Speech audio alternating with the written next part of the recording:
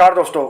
उत्तर प्रदेश में डॉक्टर्स के हुए स्थानांतरणों को भले ही लोग और सरकार भूल गए हों, लेकिन पीएमएस एसोसिएशन आज भी इसको लेकर एक्टिव है और लगातार प्रयास कर रही है। एसोसिएशन के महामंत्री डॉक्टर आर के सैनी लगातार प्रयास में हैं, उप मुख्यमंत्री से मिले हैं और उसके बाद बहुत से लोगों को इन्होंने ज्ञापन भेजा है। साथ ही मन की बात में प्रधानमंत्री से आग्रह किया है कि उत्तर प्रदेश के जो कोरोना वॉरियर्स हैं, डॉक्टर्स हैं, इनकी जो पीड़ा है, इनका जो उत्पीड़न हो रहा है उसकी बात करें। साथ ही अमित मोहन प्रसाद और डी गणपति राजा पर भी डॉक्टर सैनी ने गंभीर आरोप लगाए हैं। आइए जानते हैं।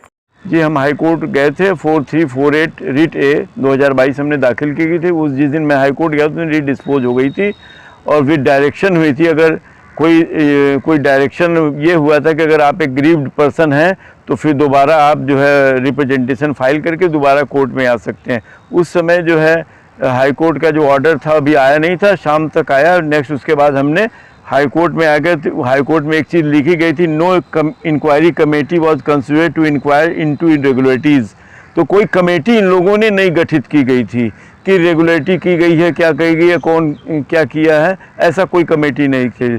तो ये तो हाई कोर्ट ने ये भ्रामक शब्द ये लोग उपयोग में लाए कि एक कमेटी गठित की गई है जो लोगों का निस्तारण करेगी, है ना, कौन गलत है कौन सही। इस समय इस बिना कोई जांच किए हुए हमारे अपर निदेशक अशोक कुमार पांडे और डॉक्टर राजकुमार इन लोगों को और डॉक्टर BSK चौहान इन लोगों को जो है सस्पेंड कर दिया गया, डॉक्टर गुप्ता को सस्पेंड कर दिया बिना कोई जांच कमेटी के।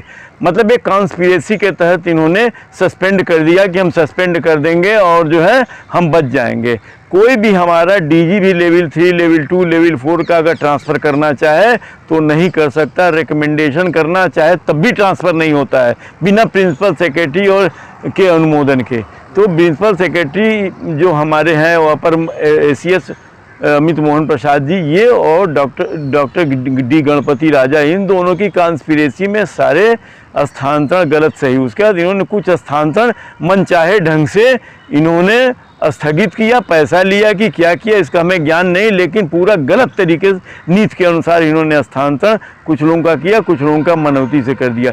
एक जनहित में स्थानांतरण किया गया था झांसी से औरैया के लिए, एक लेडी डॉक्टर स्किन की थी, वो चूँकि IS की पत्नी थी इसलिए उनका ट्रांसफ़र पुनः रीस्टेट करे। तो तरह तरह की कॉन्स्पिरेसी इन लोगों ने किया। तो सर आप किसी से मिले, शासन प्रशासन में किसी से आपकी कोई बातचीत नहीं हुई? शासन प्रशासन ने हमें कोई ऐसा बुलावा तो दिया नहीं, जब कोई बुलावा देगा तब हम बात करेंगे। हम तो कोर्ट में गए थे, कोर्ट में सारे डॉक्यूमेंट आते हैं, बुलावे में क्या कहेंगे क्या नहीं करेंगे ये कोई निश्चित नहीं है। लेकिन उच्च न्यायालय एक सर्वोच्च संस्था है जहां आदमी रिटन डॉक्यूमेंट के आधार पर आता है।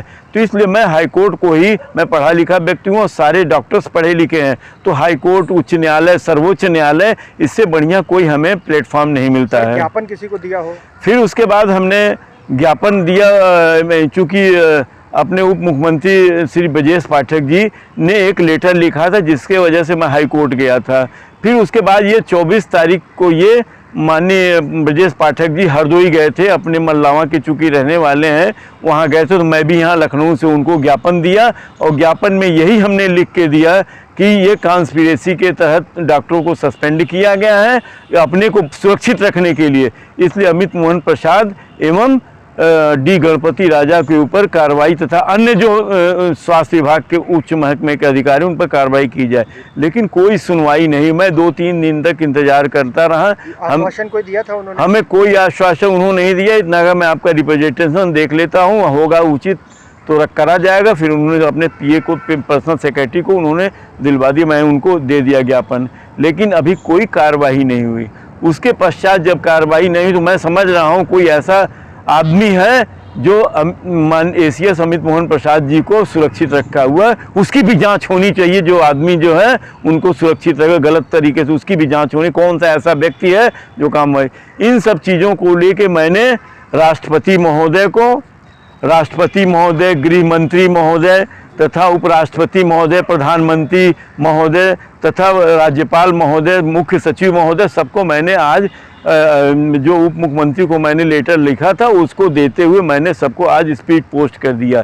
मैं आशा करता हूं कि मन की बात में माननीय प्रधानमंत्री मोदी जी इन कोरोना वॉरियर्स जिनके लिए थाली घंटा घड़ियाल पीटा जाता था, दिए जलाए जाते थे, मन की बात में कितने हमारे डॉक्टरों जो पीड़ित हुए हैं उनकी कितनी बात सुनी जाती है। इससे मैं यह संज्ञानित हो जाऊंगा कि कोरोना वायरस को वास्तव में ये कोरोना वायरस मानते हैं, वरना नापदान के कीड़े समझे जाते हैं। तो मैं इसके बाद में जो कार्रवाई होगी उच्च न्यायालय में याचिका दाखिल करूंगा। अगर जो भी उसका निर्णय होगा उस हिसाब से उच्चतम न्यायालय में इनकी लोगों की कॉन्स्पिरेसी के लिए याचिका पुनः दाखिल कर न्याय की गुहार लगाऊंगा। धन्यवाद।